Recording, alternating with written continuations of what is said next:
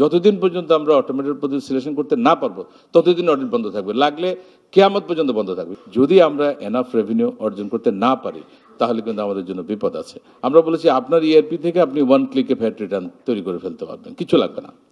দেন এটাকে যদি আমরা প্রমোট করতে পারি অ্যাক্রস দ্য বোর্ড, তাহলে দেখবেন যে আসলে তো সহজ, কারণ আপনার সিস্টেমে সব ডাটা আছে। আমার রিটার্ন এই ডাটাগুলো অটোমেটিক্যালি আইভাস সিস্টেমে ক্যাপচার করে আপনার রিটার্ন প্রিপেয়ার হয়ে যাচ্ছে, এবং এটা কিন্তু কয়েকটা কোম্পানি অলরেডি শুরু করেছে। অর্থাৎ আপনাকে নতুন করে কিছু করতে হবে না, কোনো ভ্যাট এক্সপার্টের কাছে যেতে হবে না, কোনো লয়ার কাছে যেতে হবে না, কোনো এক্সট্রা লোক ধরতে হবে না। আপনার সিস্টেম থেকেই আপনি যেহেতু 100% অটোমেটেড সিস্টেম মেনটেন করেন, সেখান থেকে আপনি ভ্যাট রিটার্ন দিয়ে ফেলতে পারতেছেন। তো এগুলো যদি আমরা করতে পারি তাহলে আমার মনে হয় যে এটা ধীরে ধীরে সহজ হবে। আর আমি গত বছরও বলেছি, আজকেও এখানে বলতে চাই, প্রয়োজনে আমরা দুটো রেট করতে পারি, কিন্তু সিঙ্গেল রেট ভিটি করার কোনো বিকল্প নেই। আমাদের সিস্টেম লোড নিতে পারে না, প্রায় সময় সিস্টেম হ্যাং হয়ে যায়, সেটার জন্য আমরা নানা রকম ফন্দি করেছি। একটা তো আমাদের ফার্স্ট সেক্রেটারি বললো যে 15 থেকে 20 করা, আরেকটা আমরা করেছি আগে সবাইকে মাসে মাসে রিটার্ন দিতে হতো। আমরা এবার দেখবেন অনেককে বলেছি আপনি 6 মাসে রিটার্ন দিলেও হবে। যেমন আমাদের বোন বললো যে আমরা লেডি এন্টারপ্রেনার, কী বলে, আমাদের উইমেন এন্টারপ্রেনারদের জন্য এরকম কোনো কিছু করতে পারি কিনা। ডেফিনেটলি আমার মনে হয় আমরা এটাও চিন্তা করতে পারি। তাহলে একদিকে সুবিধা হবে, ওনাদের লোড কমবে, অন্যদিকে আমাদের সিস্টেমের উপরও কিন্তু লোড কমে যাবে। অডিট নিয়ে কথা হয়েছে, অডিট তো আমরা ম্যানুয়াল সিলেকশন বন্ধ করে দিয়েছি। যেমন আমাদের এক ভাই বললো প্রতি বছর আমার অডিট সিলেকশন হয়। কেন হয়? কারণ ম্যানুয়ালি সিলেক্ট করা হয়, জানে যে এই কোম্পানি অডিট করলে কিছু ট্যাক্স পাবো, সেই কারণে প্রতি বছরই অডিট হয়। তা আমরা যেটা করেছি যে না, অডিট সিলেকশনটা হবে বেসড অন রিস্ক।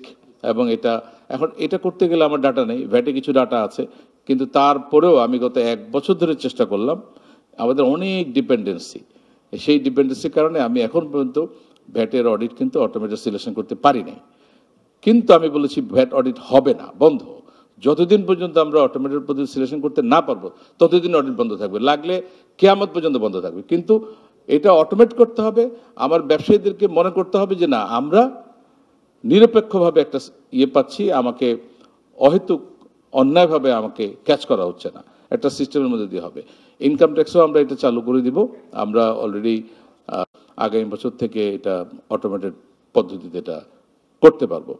আরেকটা জিনিস যেটা এসছে যে আমাদের কর ছাড়।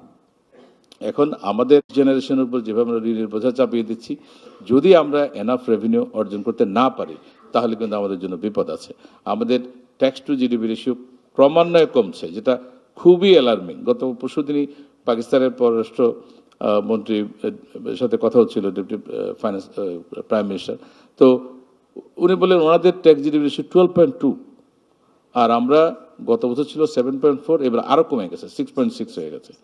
তো এটা দিয়ে সত্যিকার অর্থে আমাদের দেশের মানুষ যে ধরনের উন্নয়ন চায় বা আমাদের রাষ্ট্র পরিচালনার জন্য যে ধরনের টাকা দরকার, আমরা অলরেডি অনেক বেশি ঋণ হয়ে গেছে। এই ঋণের টাকা শোধ দেওয়া এবং এটা সুদ পরিশোধ করা, দুটোই আমাদের জন্য বড় রকমের চ্যালেঞ্জিং হয়ে গেছে। তো এটার জন্য আমাদের ট্যাক্স জিডিপি রেশিও বাড়াতে হবে।